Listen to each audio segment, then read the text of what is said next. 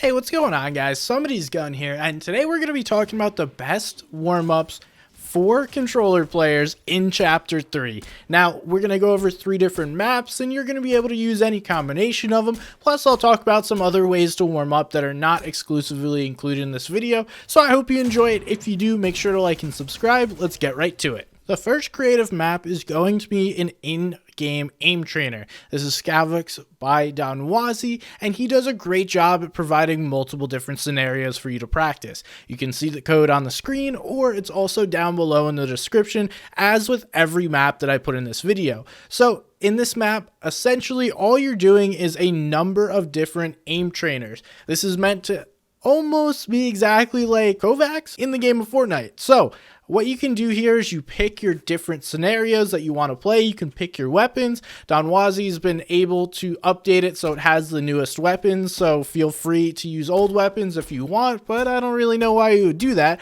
Anyway, you want to try and use these new weapons and warm up with them. You can use both the Ranger and the MK7 AR or the multiple different shotguns. There's both going to be AR and shotgun scenarios, and you can try them all out. Some of them will work, or some of them will get bugged from time to time. Don't worry, you can also send Don a nice message. He's a very friendly guy, letting him know what is or isn't working in his maps. He will also feature you if you get the highest score. So all that being said, I like to try a couple different scenarios and get my aim warmed up so that way I can move forward and feel warm. It all starts with the aim, and for me, most importantly, about the crosshair control with your thumbs. So once I get that going with the aims, the builds start to come afterwards and it feels a little bit better.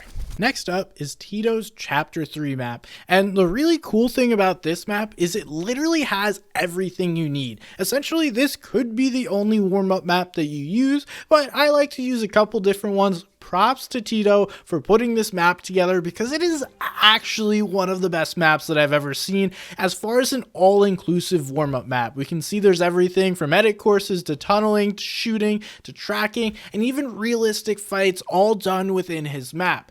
Now, if you want to go ahead and use these, go for it. You can use whatever you want. There's also a specific warm-up section, and that's what I use for this video. It goes through multiple different scenarios that allow you to get fully warmed up, and the cool thing about this is you can pick and choose what you want to be included. Now, big shouts out to Teadoh, because I thought this was one of the best maps that I've ever played, and really, all you have to do is get in and play it. There's instructions on the ground, on the screen, wherever they may be, and they allow you really just to warm up. And as you get used to this, you will get better at each specific individual opponent or proponent, that you are going through, and this will allow you to use the map to its fullest capabilities. Now, the first time, it's probably going to be slow. It was slow for me, but overall, it will be awesome for you. So go ahead, jump in this map, try the different pieces that you may or may not like, and then finally tune the map to your skill set and what you like to do for warming up.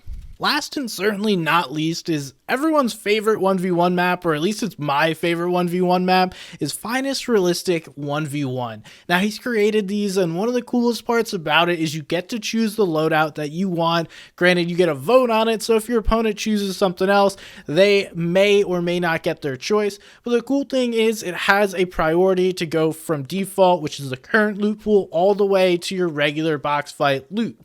Now, whatever you choose, the awesome part is once you get in the game, you're now against a random opponent playing a 1v1 in a realistic-ish scenario. It's really hard to gauge and create a full realistic scenario, but this is probably one of the best, and there's multiple different maps that you load into across time.